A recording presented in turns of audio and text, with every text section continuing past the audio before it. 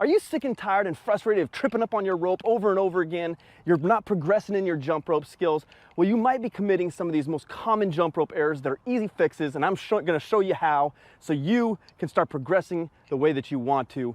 Grab your rope and let's do this.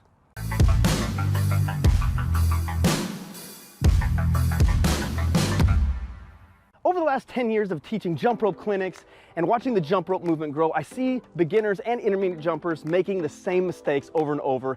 Let's fix these. The first mistake is jump rope sizing. If you don't get this right, it can jack up everything else.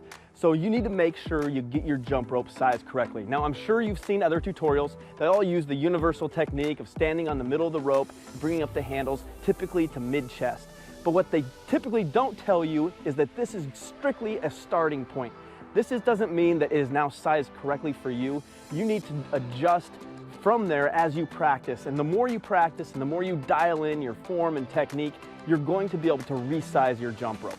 So don't let that be the end-all be-all of your sizing, but now begin to experiment as you get better, shorten it a little bit more, and find that what works best for you. And that leads us into the next mistake, which is your form is messed up. What I mean by that is you're not symmetrical from side to side. You got one, arms are out wide, which flattens your rope. You got a hand higher than the other one. Everything is just off. And this is gonna lead to inconsistency, and inconsistency leads to trip-ups. So the main points I want you to know here are remain symmetrical from side to side. You want your hands around hip height. That's gonna depend on your rope length quite a bit. You know, your rope length is going to determine what your jump rope form is going to be in hand height. But what I want you to know with hand height is when you adjust your hand height, even with longer ropes, you want to be able to have your hands on the frontal plane of your body, and then you're just sliding them up and down from there with your elbows pointed backwards. Keep those things in mind, and if you need more form tips, check out my Start Here playlist on my homepage. The next mistake I see from beginners all the time, and this is really killing your ability to be able to build a tempo and get a good rhythm going, and that is you're not using your wrists. Instead, you're using a lot of arm movement to rotate the rope. You got stiff wrists. It's not keeping the rope tight, so you don't have any feedback in it to be able to understand where it's at around your body. And this is gonna hold you back from ever being able to progress more with the jump rope. So make sure you're using your wrists to rotate the rope. The next mistake is that your rope might suck. It's sad, but it's true, but you might need to invest in a better rope.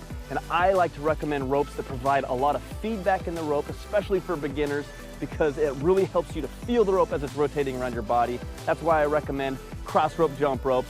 You can check them out. I got a discount link down below. I also have another rope called the Elite SRS, heavy beaded jump rope, and it's a good, affordable starter rope if you're brand new to jump rope and you don't know if you want to go for the higher quality, higher end jump rope. Check them out, both links down below. And the next mistake is you need to relax. Jump rope is fun.